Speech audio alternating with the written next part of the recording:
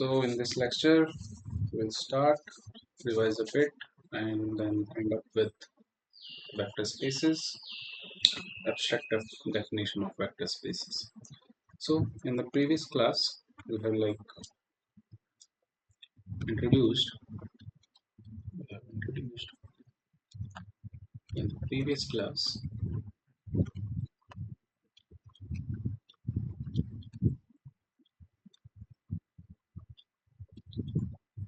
introduced to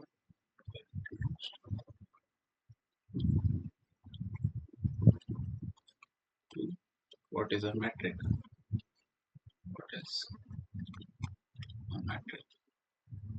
Okay, mathematically, okay,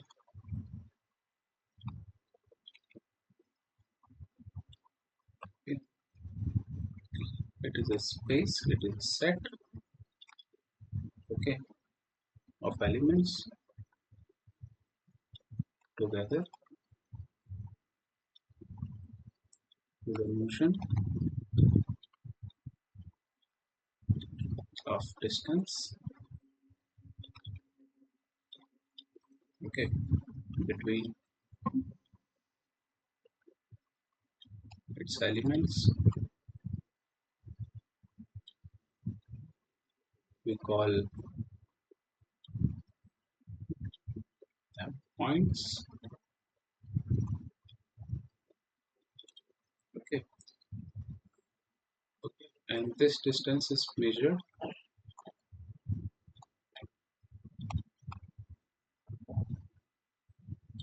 by a function we it call it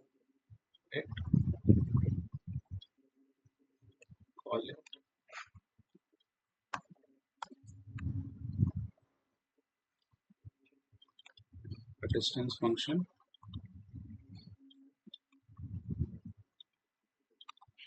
or say a metric function. Metric function we can call it okay, and can be denoted as d from a to b. Okay, it is not usually equals to d of b and then a in general, but we can define a metric where this symmetry will follow. Okay, so it is just like d is, you can say d is a map from chi space, from chi cross chi. Chi is my metric space. Okay,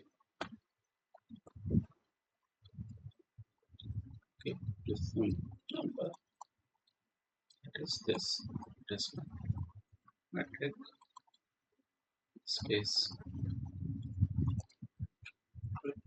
and we have studied it must follow, it must follow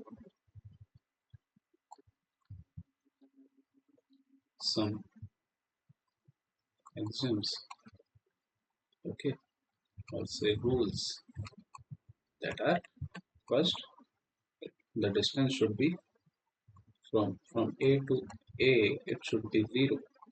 Second, the distance should be positive always. Okay, third is symmetric property. From a to, the distance from a to b should be equals to the distance from b to a. And fourth is the triangular inequality. Okay, it should be less than distance a to b plus distance b to c. Okay, this must follow, and the elements of metric space do follow all of these axioms. Then we call such elements as metrics. Okay, so we have studied many examples, but important example is of Euclidean space, or say Euclidean metric. Okay, Euclidean metric is like actually an element of Euclidean metric space. Okay, you can call it like that. So we can denote it in 2 L2 such that it is a real space or n dimensions equipped. Okay, these are dimensions. This represent my x, my real numbers. Okay, and this depends. This represents the dimension of this space. My space is real, and the dimension of a space is n dimensions. Okay, it is equipped with an Euclidean metric function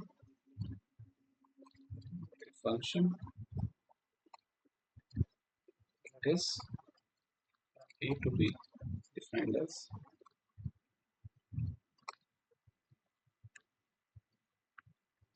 dAB is equals to r and square root. You can have a summation here to n, and it will be a usual. This you have studied usually. Okay, what we have, how we define the distance in Euclidean space. You of course know it, right? That in, suppose I have a vector, okay, from like a point A to B, okay, and how do you define the distance from A to B? How do you define it? Okay, you just take the magnitude of this vector, and how does it?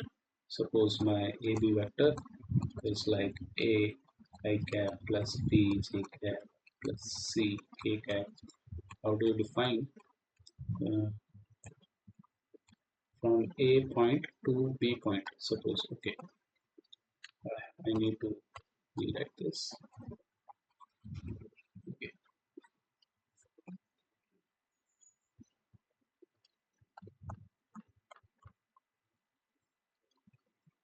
this is my position vector of B. This is my position vector of A. Okay, you can define your axis. So this is my AB vector. Okay, this is my AB vector actually. Okay, now you can call this vector as A,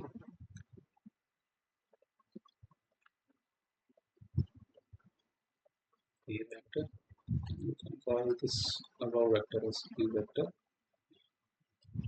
Okay, so my AB vector can be written as B minus A vector. Okay, and you specify its coordinates. Suppose B1, B2, B3.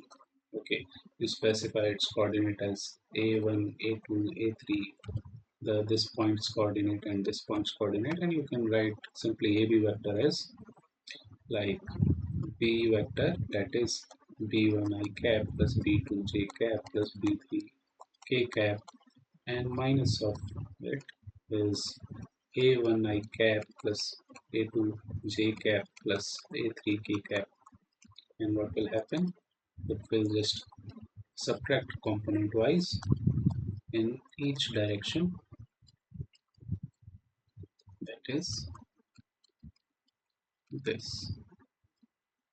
Okay, in k cap direction, this is my AB vector. Okay, and you can just, you have defined a distance. Okay, you have defined a distance. How we will define? You will take its magnitude now.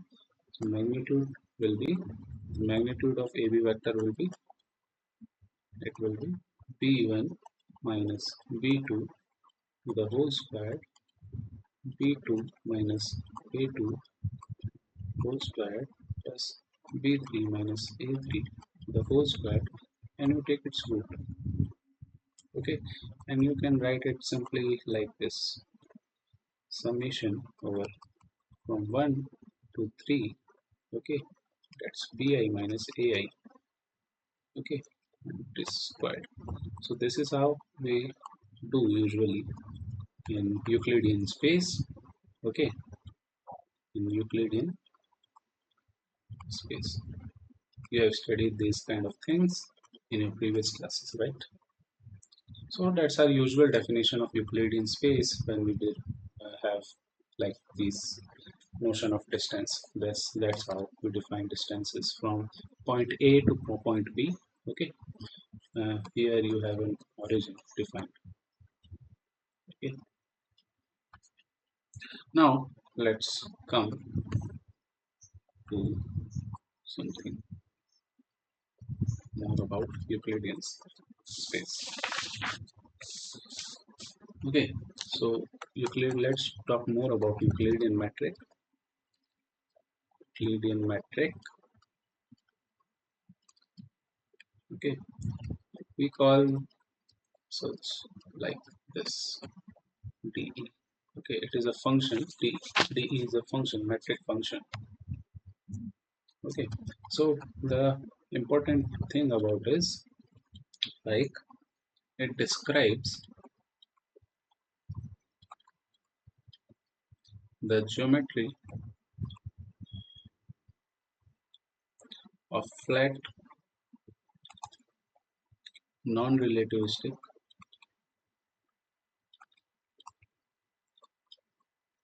spaces. Okay, relativistic spaces where all angles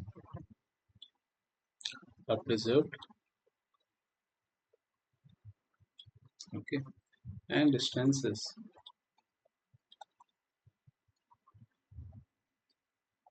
are measured using the familiar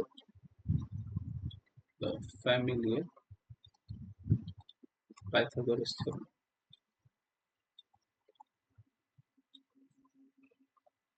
right? You know this is actually a Pythagoras theorem. Just have like in the Euclidean space you have a triangle. Okay, this is suppose a right angle triangle. This is A, this is B, this is C. How will the distance C is defined? It is just as A square plus B square. This is just usual thing. Okay, this is just a Pythagoras theorem, and that's it. Okay, now the Euclidean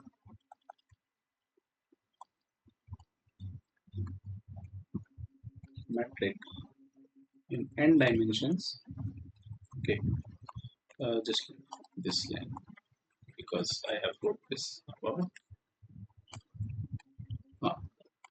The not in n dimensions but in three dimensions. The Euclidean space, uh, not metric space, space.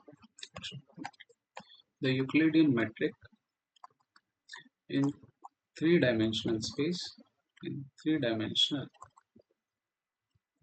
I should rather say spatial space. Okay, where you have spatial coordinates is given as by the norm.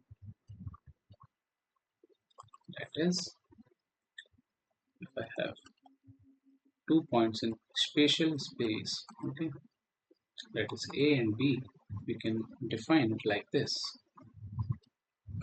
Similarly, as the above example, okay, it is defined as we can make it like x1 minus x2 or x2 minus x1. It is the same. y1 minus y2 squared plus z1 minus z2 squared. Okay, that's how we define our distances. Okay, you can. It is just like the above case. Okay, so here what I have taken is just I'm not writing the things abstractly like in the AB coordinates. but just in the spatial coordinates. I am considering this as spatial coordinates. Okay, x, y, and z in the spatial coordinates. Okay, where we have replaced the abstract coordinates a, b, c of point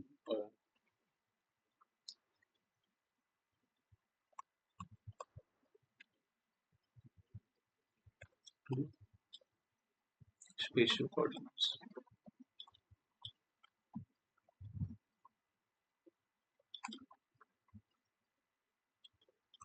Okay, so this time explicitly. Okay, now uh, from now,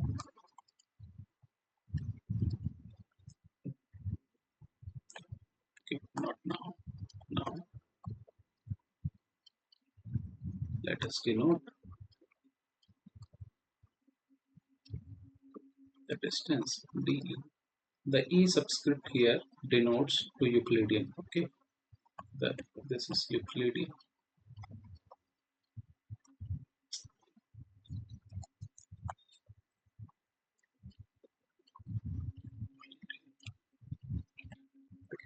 So dE from x1, y1, and z1 to comma x2, y2, z2. Okay, and this is same like this is from x1, y1, z1 to x2, y2, z2. Okay, this is the distance. Let us denote this distance from this point to this point as my del s. Okay, and it is the distance. It is distance between any two points, any two points in our, that is physical or say spatial space, we generally referred as space,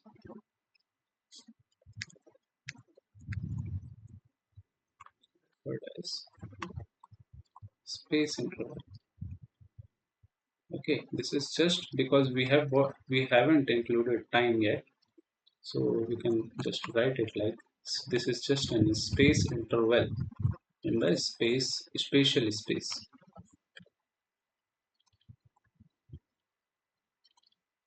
Okay, this is my space interval. Okay, so in compact form, how can we write it?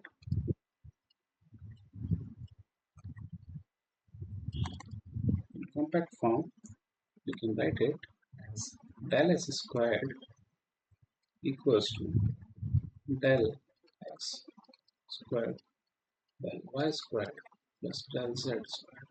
Okay, this is the simple thing we have studied. We have just denoted now this distance as the space interval only. Okay, this distance in the spatial space, in the spatial space, we have denoted such distance, such metric as del s squared. Okay, it is a function now. And like, what will be the infinitesimal form? It will be ds squared is equals to dx squared plus dx dy. Okay,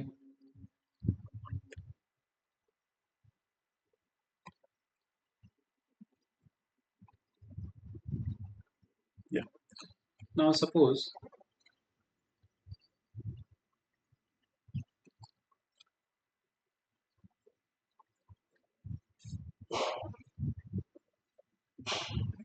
wait a second.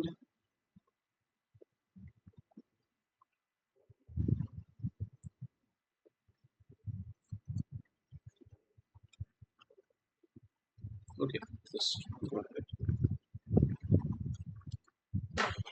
Just yeah. Now in the orthonormal basis, suppose I take orthonormal basis, okay, or say unit vectors, okay, that are orthogonal to each other, which are orthogonal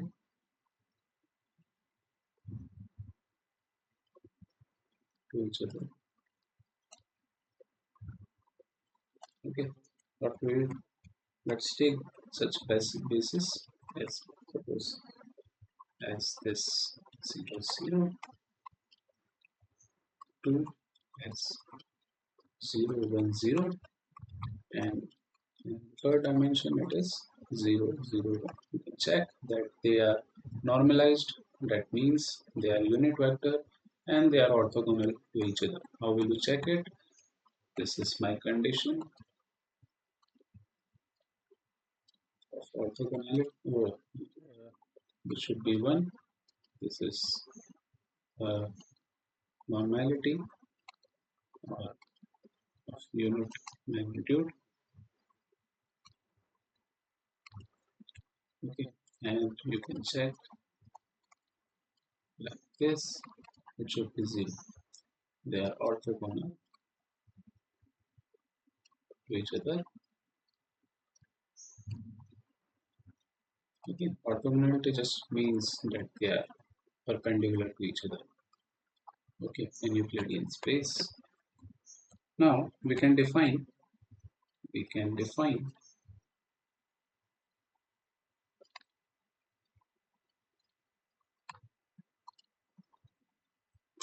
uh, just we can define a vector like dx in one cat, dy in y cat, dz in third direction. Okay, e cat. This is a vector such that its inner product,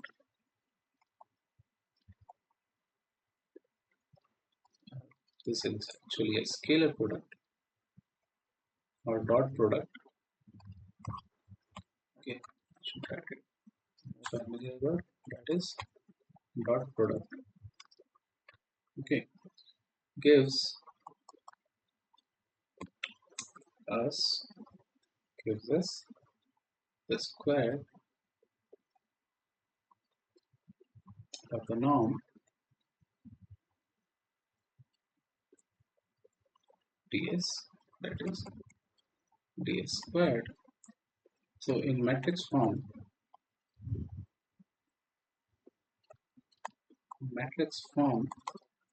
how will we write ds squared?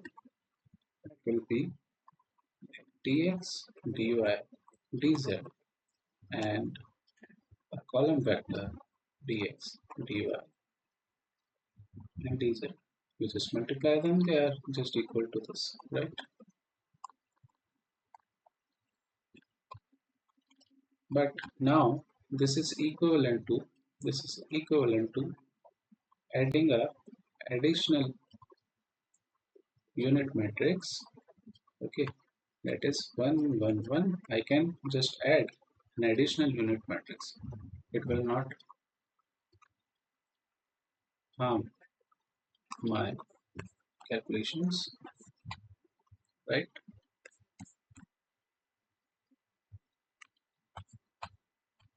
You can just multiply this row with this and you will get a dx, this row with this column, you will get dy, and the third row with this column, you will get the dz again a column vector, right?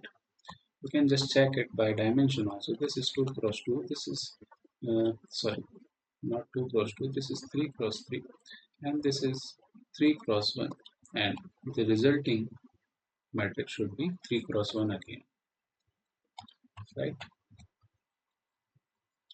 Okay, so we will denote this matrix as eta e.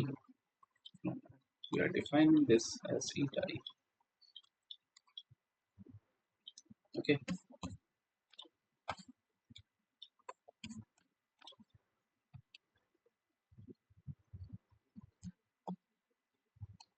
okay. So here the matrix eta e defines the metric space, also sorry, the metric of three-dimensional Euclidean space. Okay, three-dimensional Euclidean space, the metric of three-dimensional Euclidean space. In this case,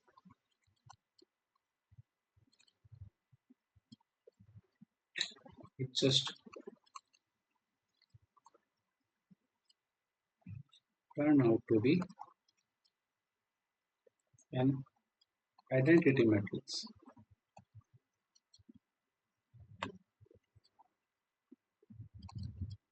This is just an identity matrix. Okay, which means how do we define an identity matrix? Like in component form,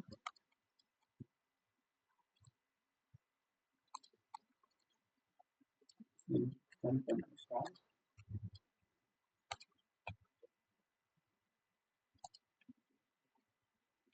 can write, okay, the components of, we can write the components of this eta as eta with some indices, that is mu and nu. Okay, where mu, these are components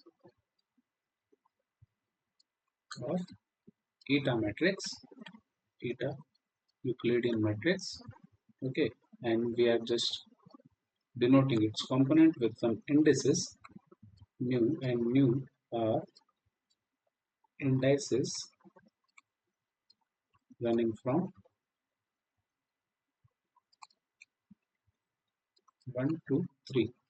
Okay, these are spatial coordinates, that these represent spatial indices, okay, that run from 1 to 3,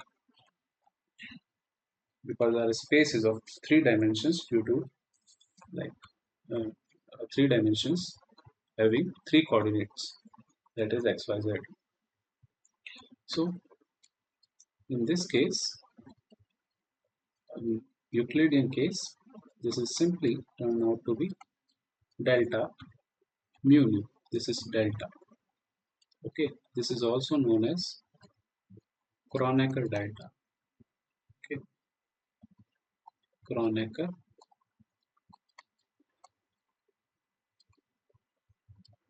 delta. Okay, and which can be defined as, like, it is 1 when mu and nu are equal, and it is 0 when mu and nu are not equal. Okay, this is how I define. So you can check that any identity matrix, suppose that is I is equals to, in 3 dimensions, you can check like this identity matrix. This Kronecker delta are the components of this identity matrix. Okay, where you have 0, where the indices are not equals, I mean the index mu and nu are not equal, and when it is they are equal, it is 1. Okay, so We can also, thus, if we consider xyz as x1, x2, and x3. Okay, so then the space interval,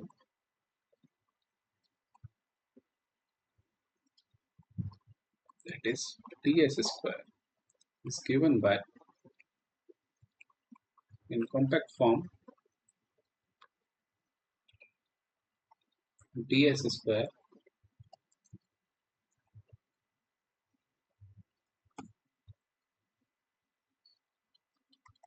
is equals to the summation over mu nu up to 3 from 1 to 3, and this is my component form dx mu and dx nu.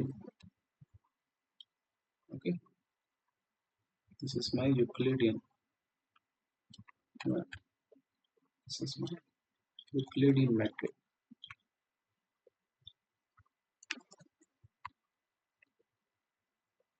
Okay. Actually, this earlier we used to say this as metric. So now we call we call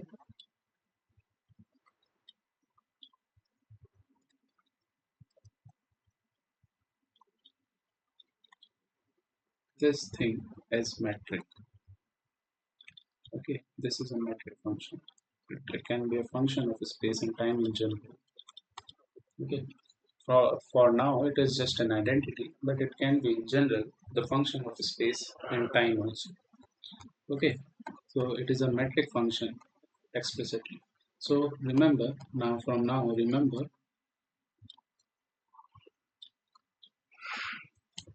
uh,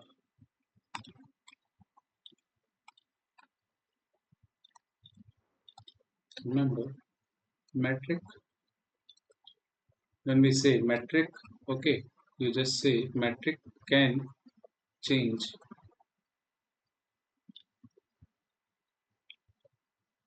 in transformations, in any coordinate transformations, but ds square, that is the interval, say interval remains. Okay, let's say Lorentz transformations remains invariant. Okay, so this can remain invariant quantity, but while changing, we can the metric itself, that is eta mu, can change depending on the transformation. Okay, now, okay, note one thing. Note that the eigenvalue of a Euclidean metric,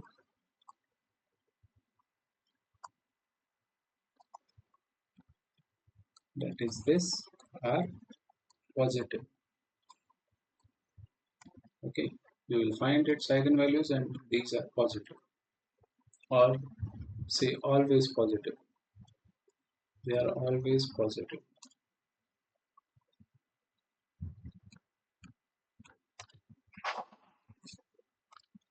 They are always positive. Now let's talk about some more metric, that will be very useful or crucial to this spatial theory of relativity, that is Lorentz metric. Okay, that's a Lorentzian metric.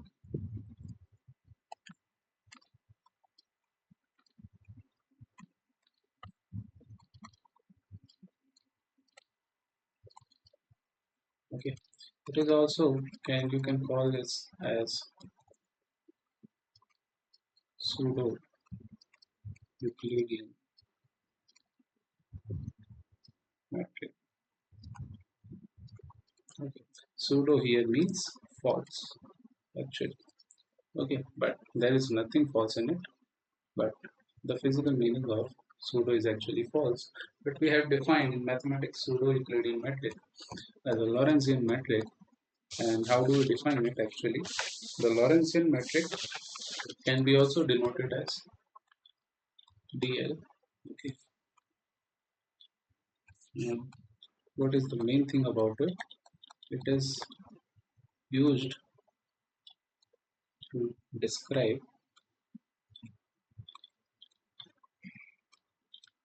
space-time. Okay, this is a unified entity. Not this is not space and time. This is a unified description of our spatial theory of relativity. This is a unique or unified entity, space-time in the theory.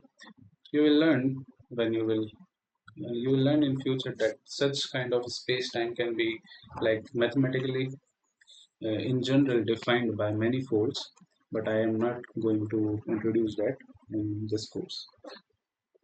Okay, so it is used to describe space-time in the theory of relativity, incorporating the effects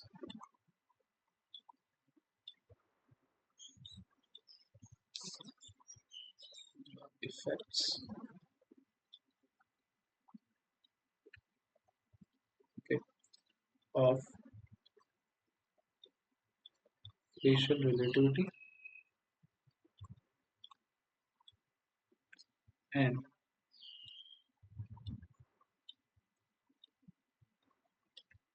relationship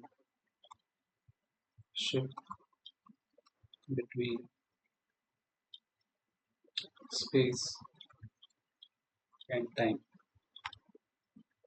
Okay, this is why we use Lorentzian metric. It is used to describe space-time, that is a unified entity in the theory of relativity. Okay, so for n-dimensional space, for n-dimensional space, if the metric eta contains okay, if the metric eta contains diagonal elements such that one of its one of the element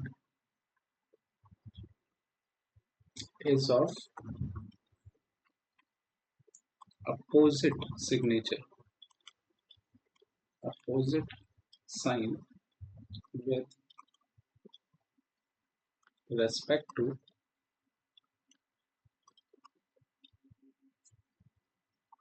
all other elements. Okay, that is with same sign. All other elements should be of same sign. Then it is said to be a Lorentzian metric or pseudo Euclidean metric. Okay, you will talk. You will say Lorentzian metric is actually a special case of pseudo-Riemannian metric, and you will study what is a pseudo-Riemannian in future. Okay, so I will just call it as pseudo-Euclidean metric, or say the Lorentzian metric. And what it is just like for example, you have a metric like suppose this kind of metric 1 1 0. Okay, or say you have a metric like this is second metric. 1 0 0 0 1 minus 1. Okay, it can. Now just notice. Okay, say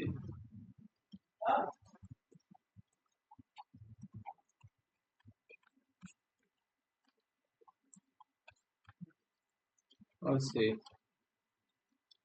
this is the L represents here Lorentzian. Okay, this represents Lorentzian. Okay, this L represents the Lorentzian metric. This okay. The third example can be like this: 1 minus 1 minus 1 minus 1. Okay, uh, 0. Suppose there is A, there is B. You can take it like anything. Okay, this is A, this is B. This is also a matrix. Okay. So the thing here to note is this, that one of the sign is different from every other sign signature. Okay, so it is like signature defined as can be defined as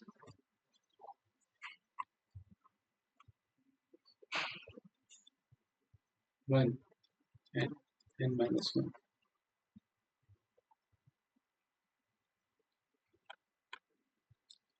Okay, so for 1 this is of positive or negative sign. Okay, and for n minus 1 it is of just opposite sign. This is dimension, n is dimension.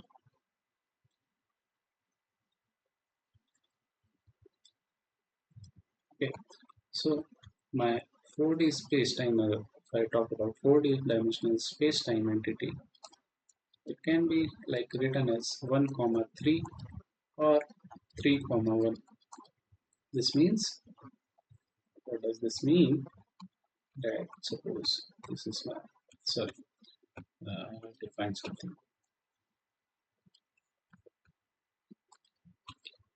This can be of negative sign and this is of opposite, that is positive sign. Okay, so this means there's one negative sign, okay, and three positive sign, and this, okay, this is my suppose time coordinate. Okay, and these are spatial coordinates. Okay, that x y z, this is again can be time and x y z. Okay, so this, mm, just wait, not time, don't represent like this.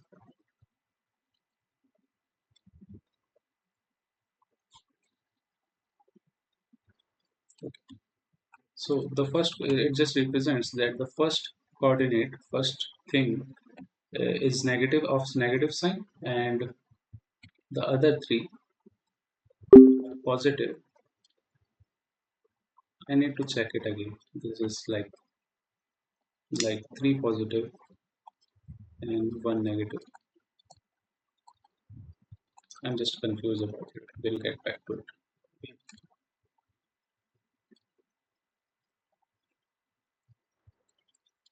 So this are like this two actually represents my signature. Okay, I can just explain you like writing this. We have a space-time interval, space-time interval like this. In infinitesimal form, it can be written as c dt square plus dx square plus dx square. In other way, I can write the same Lorentzian as plus c square dt square minus, okay, sorry, minus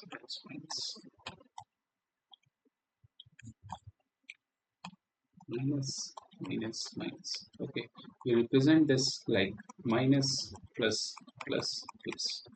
Okay, and this can be represented as plus minus minus minus. Okay, so this is how the signature can change, and they do not change our physics. This do not change our physics. Change physics.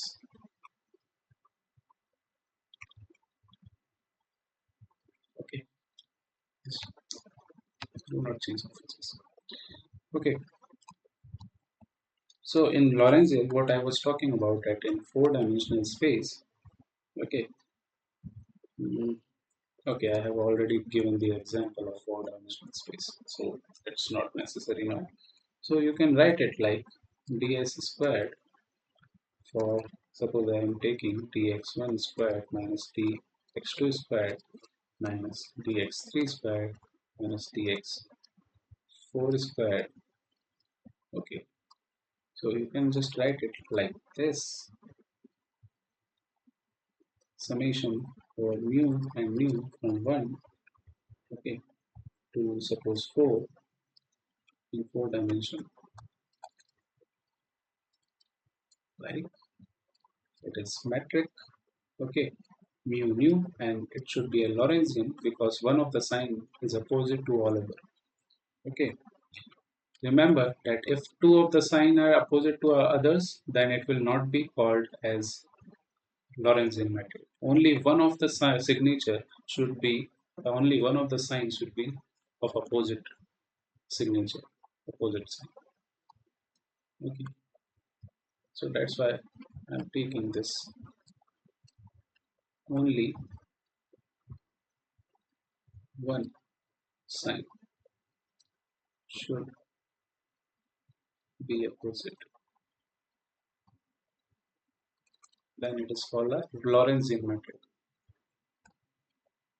So this can be written like this: dx mu. Okay. So in this case, what is this eta mu nu? It will be represented by this third matrix. Okay. So wait a second. Okay. For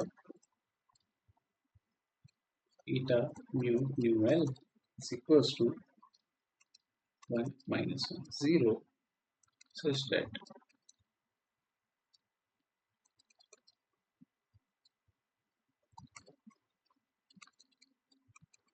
when they are equal but not equals to 1, okay, and when they are not equals, okay, such kind of matrix is Lorentzian matrix. Okay, now you can also note that they are not these NL or any or sorry, eta Euclidean and eta Lorentzian are symmetric in nature. Symmetric means eta mu nu is equals to eta mu. That's that is what we have taken till now. Okay. Now there is some Poincare Minkowski metric. Okay, which is space-time interval actually. I can call it space-time interval. No, remember the metric is not actually the space-time interval. So, okay, to remove this confusion, I should write it like this. Not the metric, but space-time interval.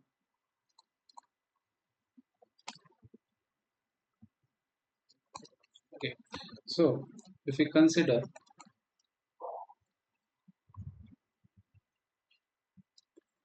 if we consider the space-time coordinates as suppose x, y, z, or I should write in standard notation, like standard way of writing. This is iota. Okay, this is iota x, y, z. If I take these coordinates, means if I take my time coordinate as a imaginary coordinate, okay, it's Euclidean metric. It's Euclidean metric is given by what ds squared. Okay, not metric actually.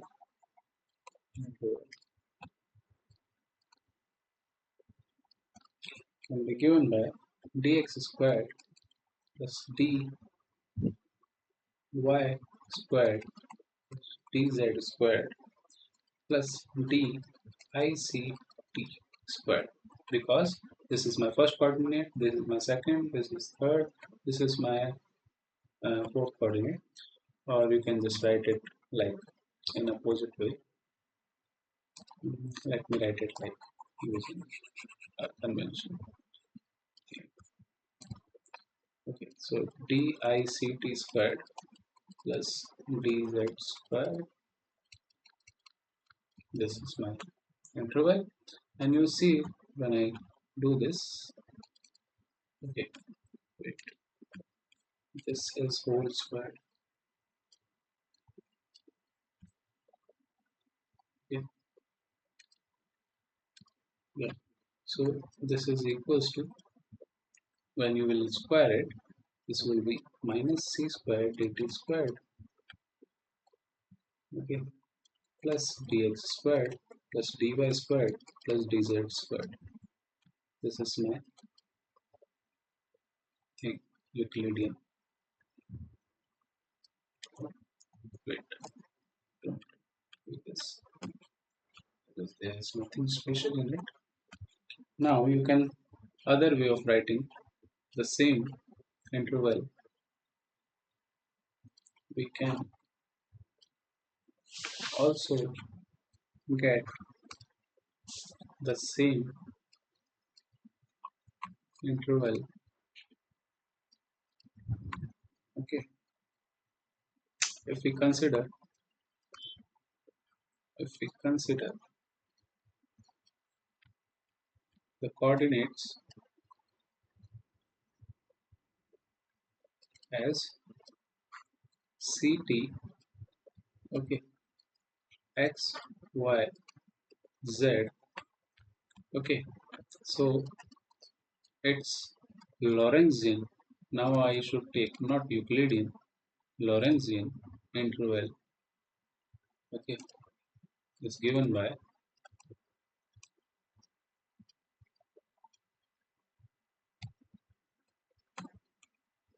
ds squared. It is now, since I'm taking Lorentzian interval, I should take a minus, okay, then I will write some ct, okay, to the whole squared plus dx squared plus dy squared, only changing one of the sign of this thing. Okay, now it is called Lorentzian, and you see it is also the same thing.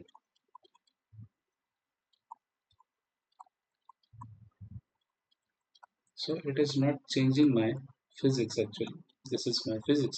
This interval is my physics for here because it is invariant in under Lorentz transformations. Okay, so it is a something physical, measurable thing, distance.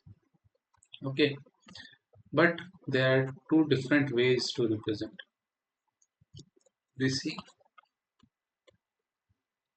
we see two different ways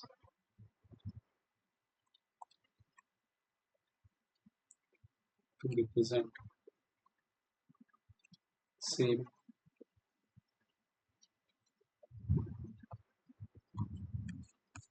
quantity, that is dx. Okay, first first we have assumed time as imaginary. Okay, time coordinate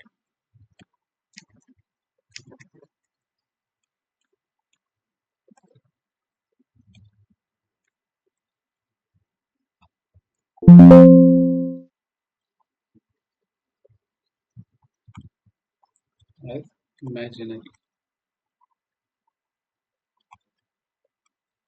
Okay, so it was like this. Okay, it was uh, so this is how using this point here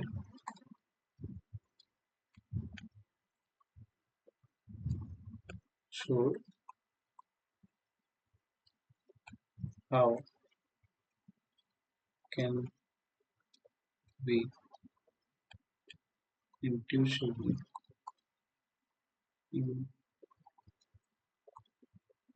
intuitively see spatial theory, spatial relativity, spatial relativity in four-dimensional Euclidean space. Euclidean space. Okay, considering time as imaginary coordinate. Okay, point here first show that how can we see the spatial relativity in actually a four-dimensional Euclidean space. So Lorentz transformations are uh, just rotations in four-dimensional Euclidean space. Okay, this is second thing. According to second way, we are considering time coordinate as real coordinate as real coordinate, that is ct. Okay, so using this Minkowski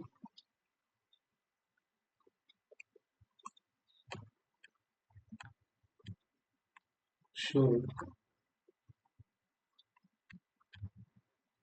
that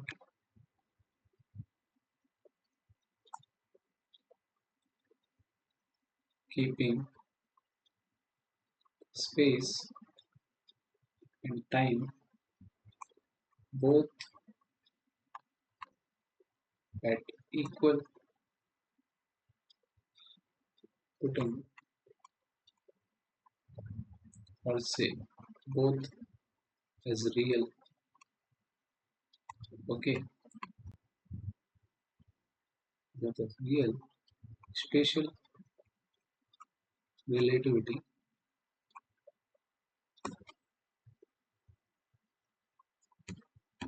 can be seen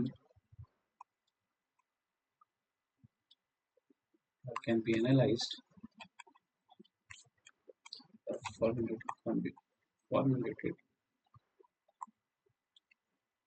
formulated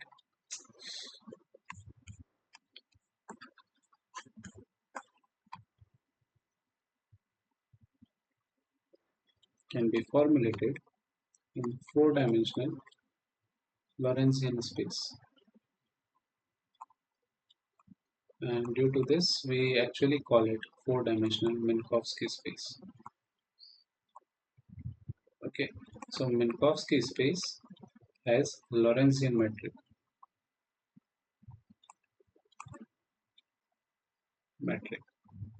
You can call this above space as Poincare space, in which we use Euclidean metric.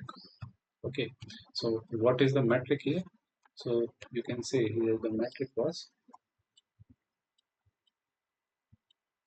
again minus 1, 1, 1, 1. Okay, and 0. Here again the metric is same uh, not same, sorry, here the metric was utility. We took the all uh, uh, coefficients of these differentials as positive. Okay, then we squared this iota, then there this minus arise, this minus sign arose. But now this is my Lorentzian metric, where we take this as the metric form. Okay, and considered time as being a real coordinate. Okay, so this is 4D in four-dimensional Minkov. This is called the Minkowski space.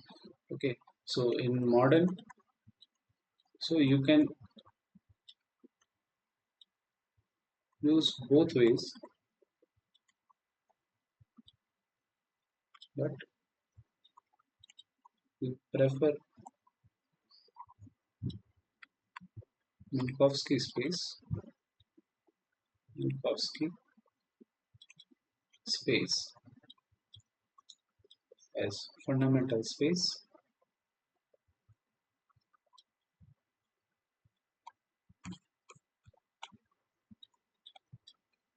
of space-time.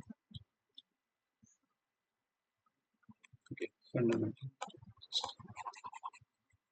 Minkowski is fundamental because it helps to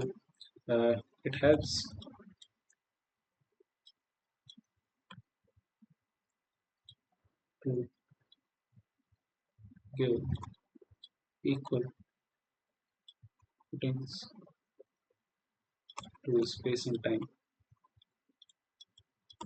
Okay, they are now not separate things. We cannot assume that time may exist or not. Okay, I mean, you can assume that time is imaginary. Nobody can prove it till now. I think so.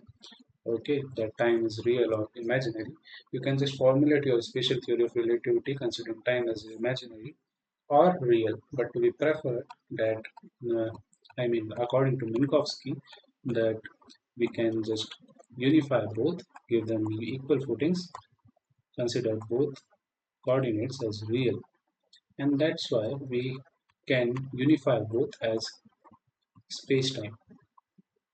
Okay, it's a real physical quantity.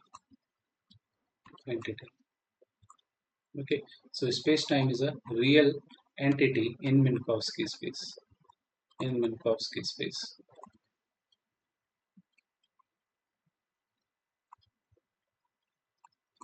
Okay.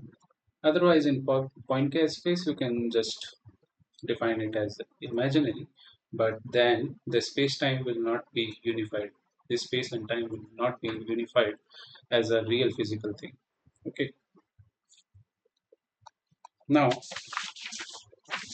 let's just finish this by some definition of vector space. Then we will talk more about it. Okay. We have studied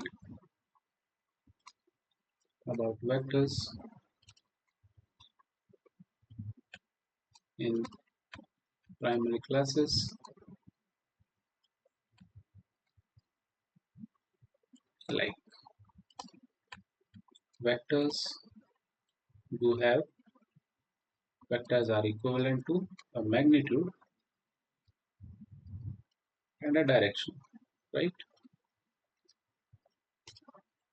Okay, now we will generalize, okay, generalize the concept of vectors, okay.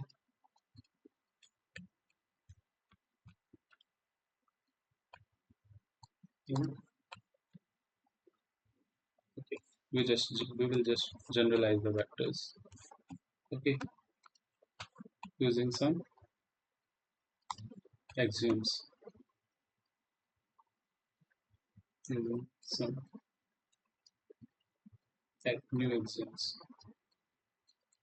Okay, these were our, these were the old axiom, old school, you can say old school axioms, that a vector should have a magnitude and a direction. This is old school axioms.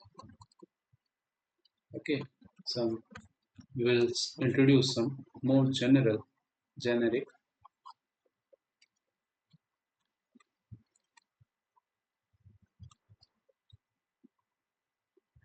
We will generalize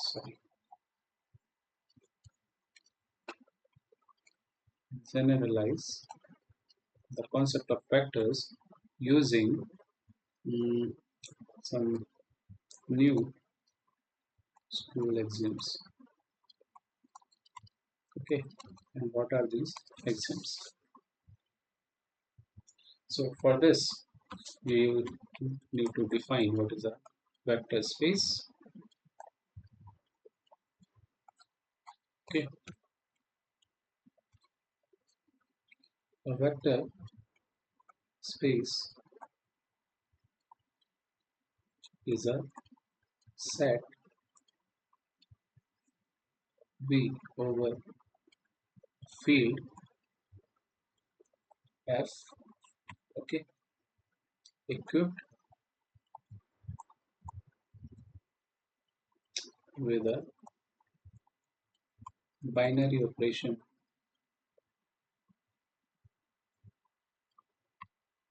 that is vector addition.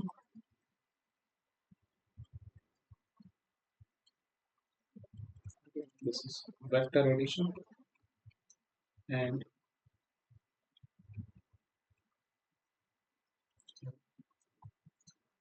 let me wait.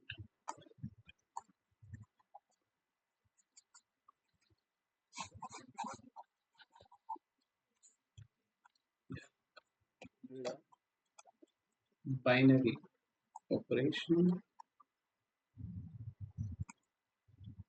that is vector addition.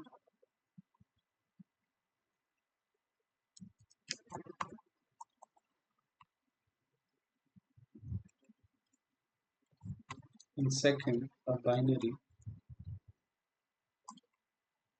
function, which is scalar multiplication.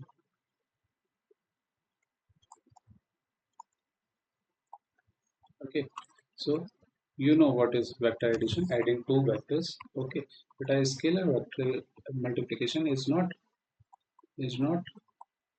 multiplication of scalars. Okay, it is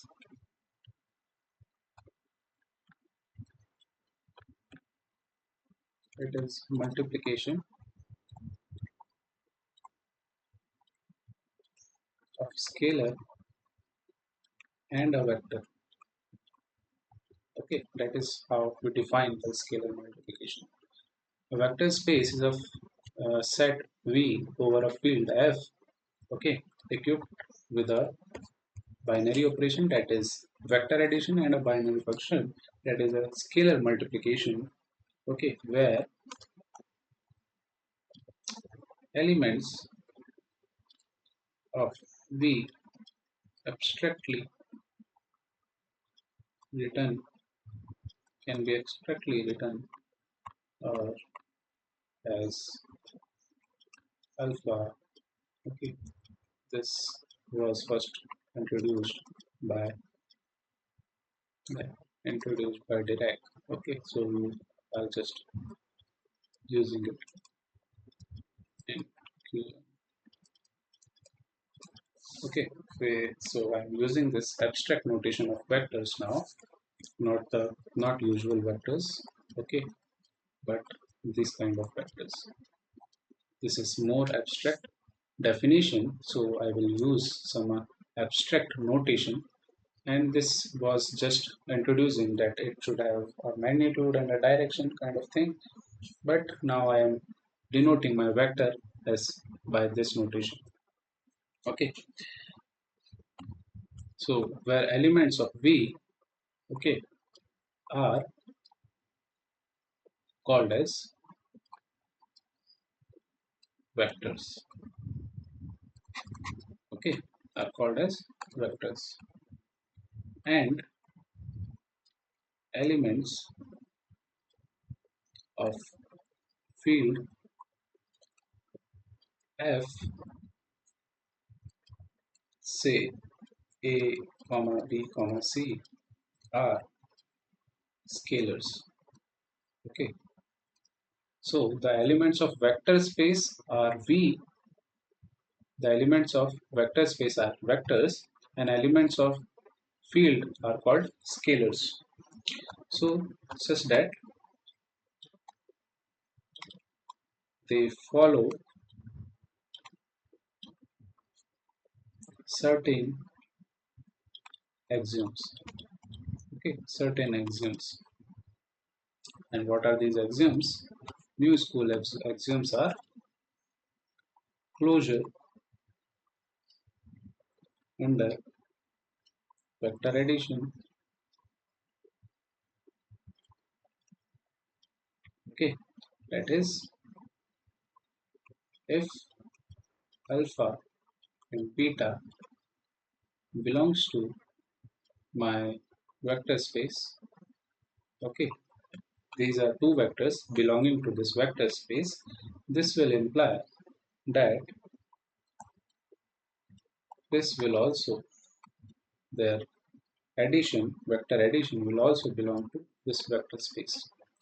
Second is closure under scalar multiplication.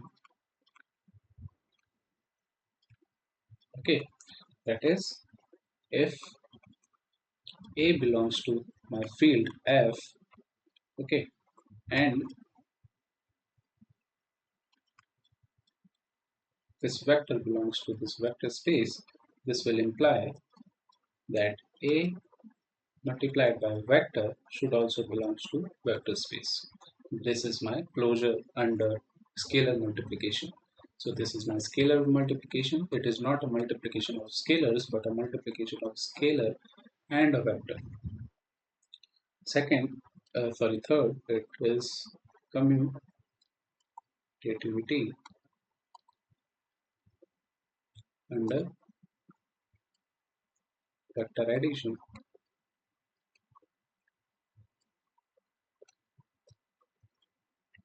Okay, and that is, this is simple thing.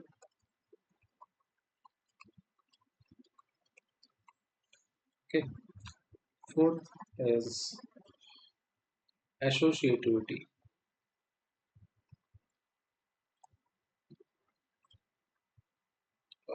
Vector addition, that is,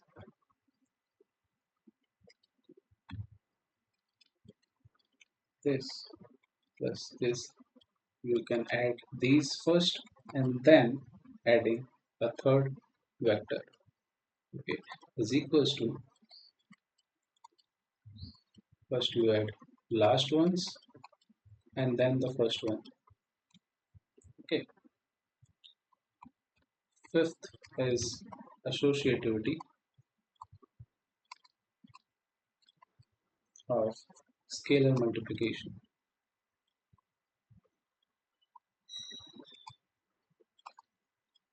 Okay.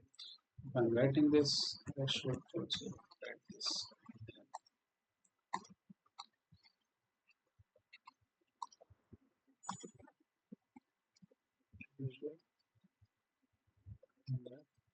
Scalar multiplication.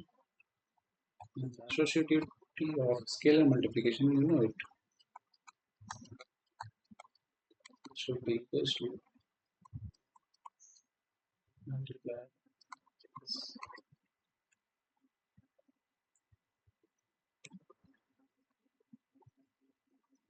And it is equals to, actually, this simply. Now, sixth is scalar multiplication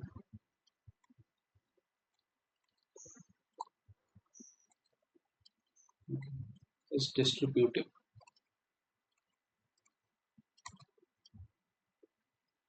in the vectors.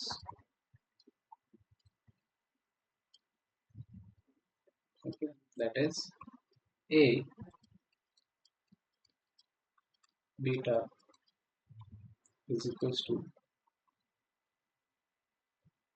A alpha plus A beta. What is 7? It is scalar multiplication is distributive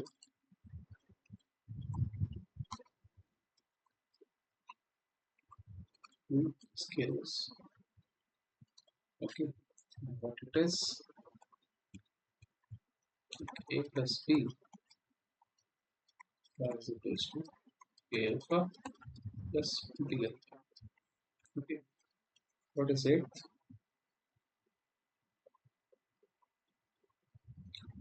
It's additive identity. And what it is? There exists a null vector that is 0 such that 0 plus this vector 0 vector null vector is equals to this for every alpha belonging to this vector space. What is ninth? It is additive inverse.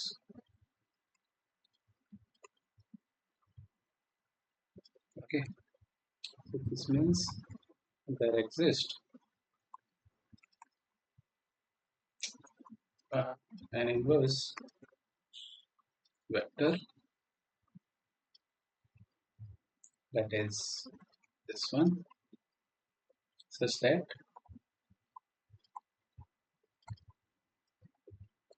this plus this will lead to a null vector for every.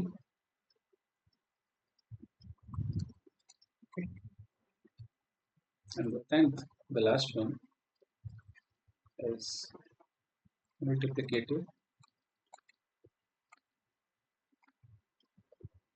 identity. That is, there exists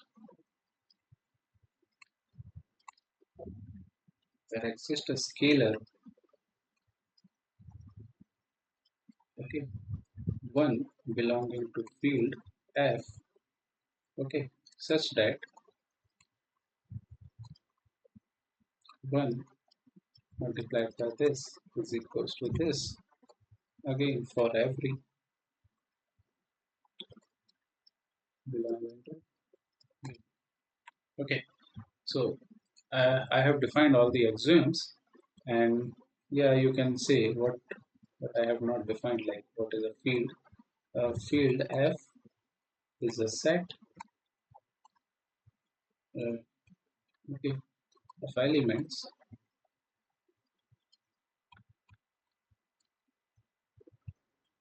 which is closed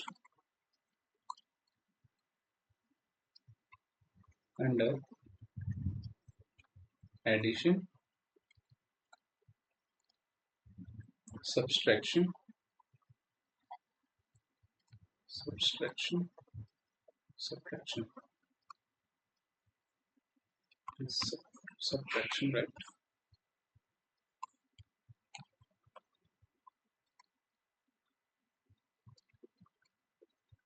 Multiplication and division, okay, operations. So field F is a set of elements which are closed, means if you are adding two things, okay, suppose it is C, so if A belongs to F and B belongs to F, then C should also belongs to F. So this is a closure property for addition. addition. Okay. So similarly, this for subtraction, multiplication, and addition. So note that if the field f consists of all real numbers,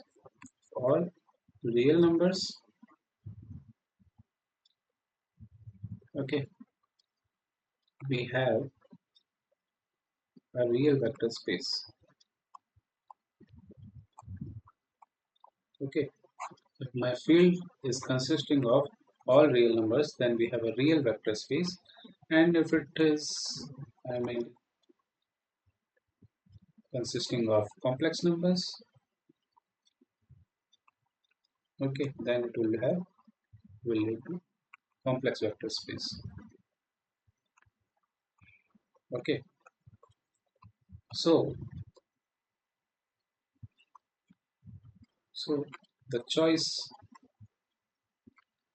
of field f is an integral part of the definition of a vector space. Okay, so when you are defining any vector space, then you should be considered about what is the field you are taking the vector space on. Okay, what is your field of, I mean, what is your choice of field? It is a If it is a real numbers, okay, then it will give you a real vector space. And if the field is of complex numbers, then it will give you a complex vector space. Okay, so this does not mean, so this means, actually, not this means, so actually vectors are never themselves complex. Okay, scalars can be complex or complex. Okay, so the adjective applies only to the scalars. So if you are saying that we have a complex vector space, so this doesn't mean we have like complex vectors, but it means that we have our field of the field is the complex. Okay, field consists of complex numbers. Okay, so the last thing is that some other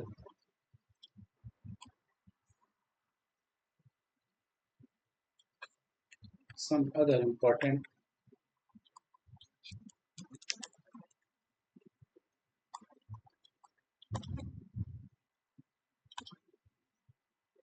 properties derivable from axioms, okay, above axioms are, first we can just prove them from the above axioms that this should be equals to this.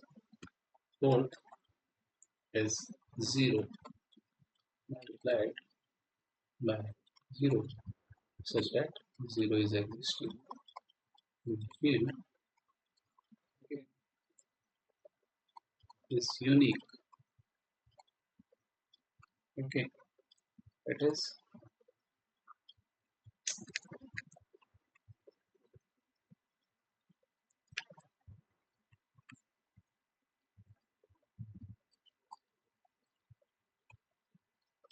that is has all the properties all the properties of this, then this will be equals to this dash should be equals to this. Okay, so the identity vector is unique. Fourth is that any, of course, we have read it about it, any linear combination, okay, of two vectors belonging to a vector space also belongs to that vector space. Okay, mathematically, if if this belongs to a field and these vectors belong to the vector space, okay, then this will imply my A plus B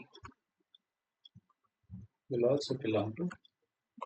You can just prove from this these above axioms that this will happen. Okay, now let me write some examples, then we will over this session. Some examples of vector space. Like first one, you can take all the arrows, the set of all arrows.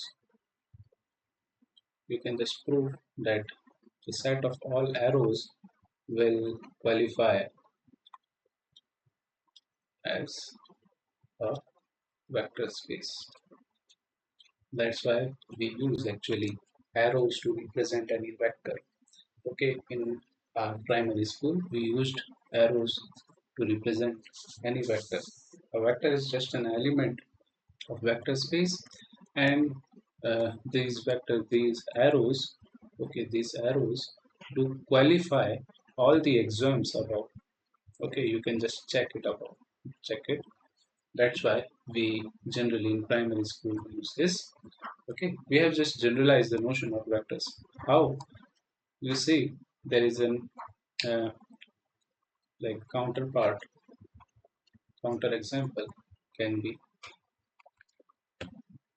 set of all arrows, set of those arrows with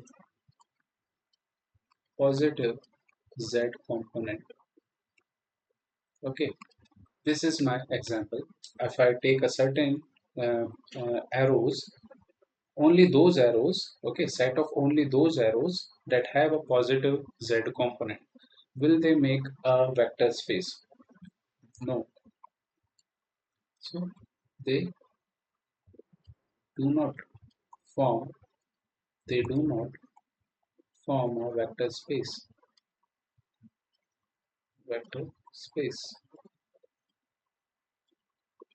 Okay, why? Because they do not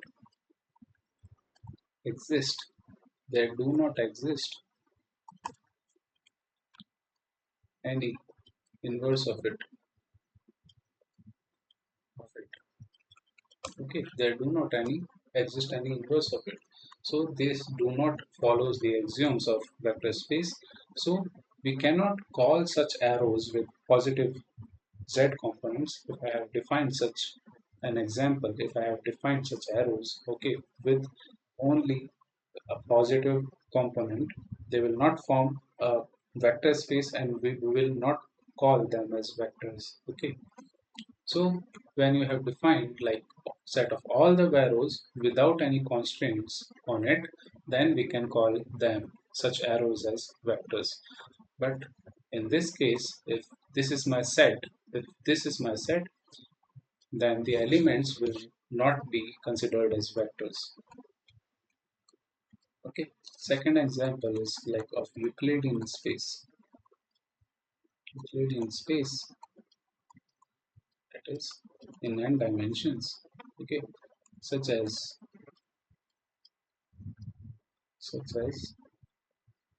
like plane that is in so two dimensions, or like three-dimension space, which is R3.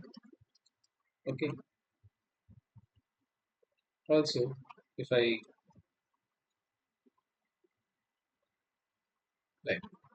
like my another example in it only can be a three-dimensional space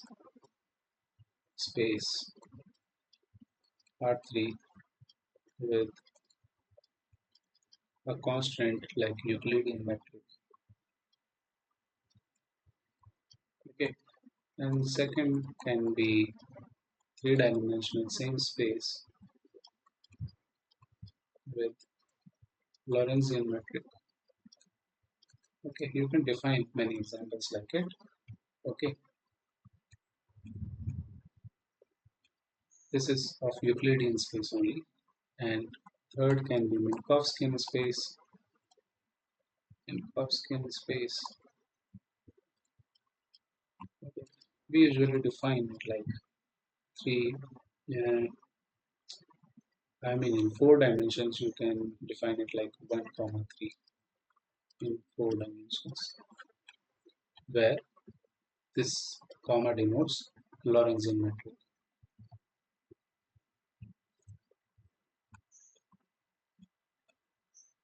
So, of course, this should not be cited.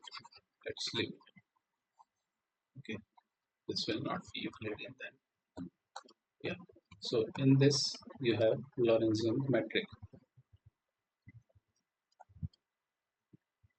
Coding space with Lorentzian metric. Yeah, this is correct. Fourth example can be space of all continuous functions. Okay, continuous functions from, okay, let's do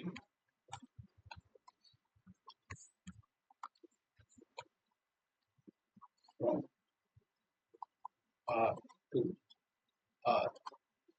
Okay, denoted as C R. Fifth is my,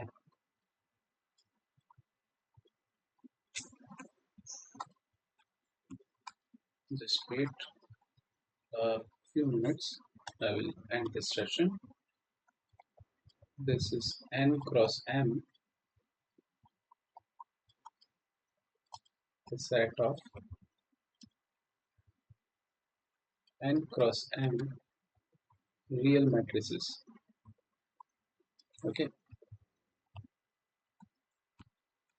Sixth is m n cross m. This is complex matrix set of n cross m complex matrices. And seventh,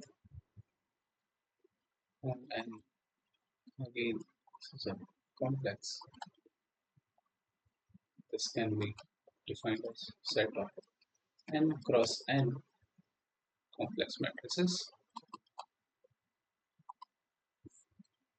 Fourth example or fifth example can be, I mean, this can be useful for you. That's why I'm defining all these things, writing all the examples. Set of complex functions, complex n dimensional, so that you can understand the meanings of it.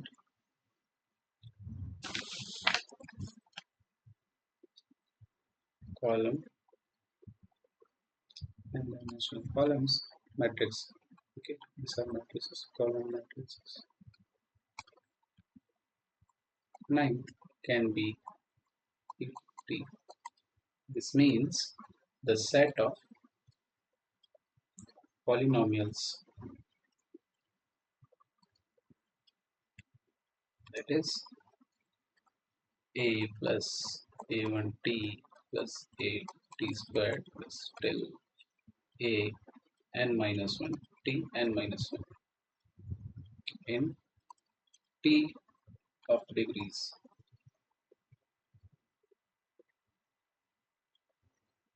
less than